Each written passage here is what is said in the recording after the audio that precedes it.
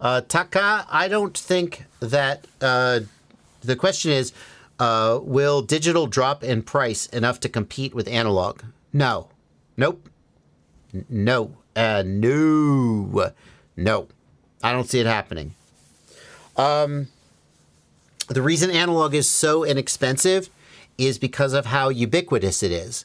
Every analog video transmitter uses the same chip inside.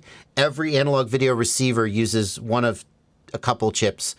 And right now, if you look at digital, all of the different digital systems use different chips, different SoCs, different video encoders, different baseband modems, blah, blah, blah, blah, blah. They're all using different hardware. So number one, digital will never achieve the economy of scale that analog did.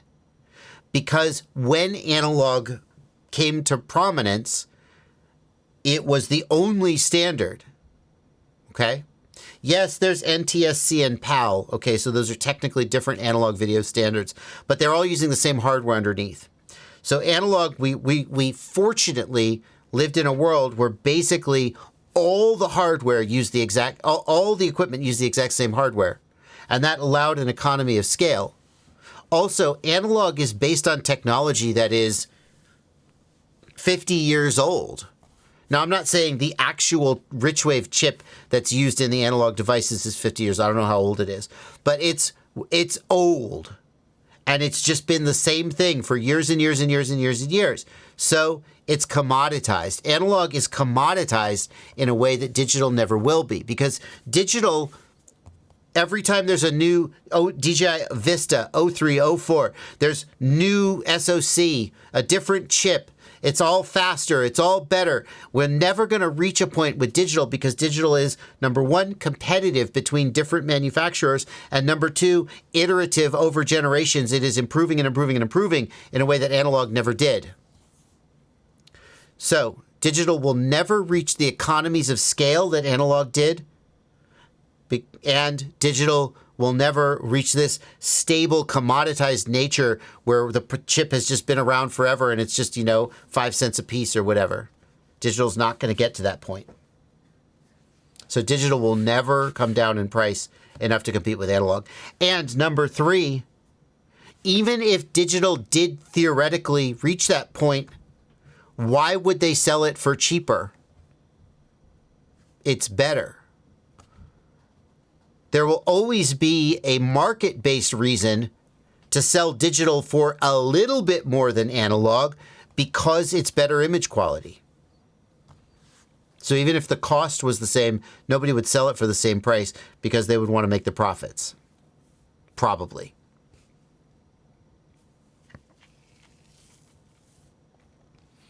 Blunty points out that the Richwave chip launched in 2009. That's further away than it feels like it ought to be.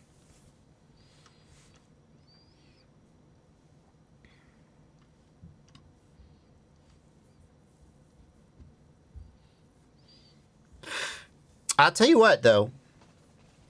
I've had the thought.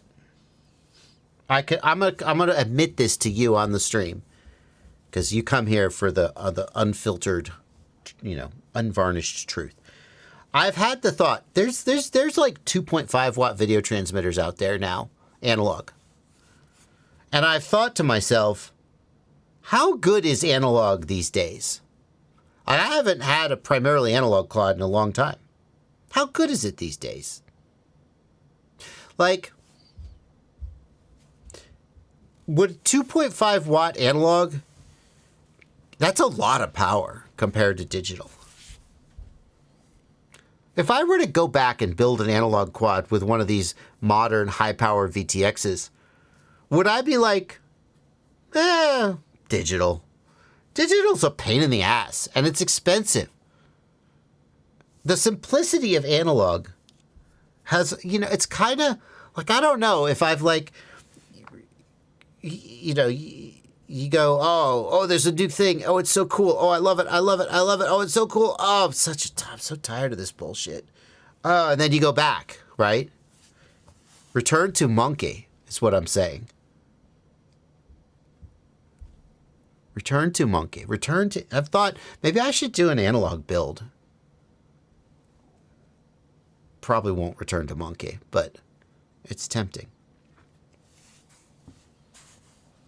All I can think about is reflections and rainbow and no retransmission and no compression. And yeah. Shut it up, hurts. Plenty. Shut up. I don't want to. That's not. What? But yeah, but 2.5 watts. All that will be fixed by my massive output power.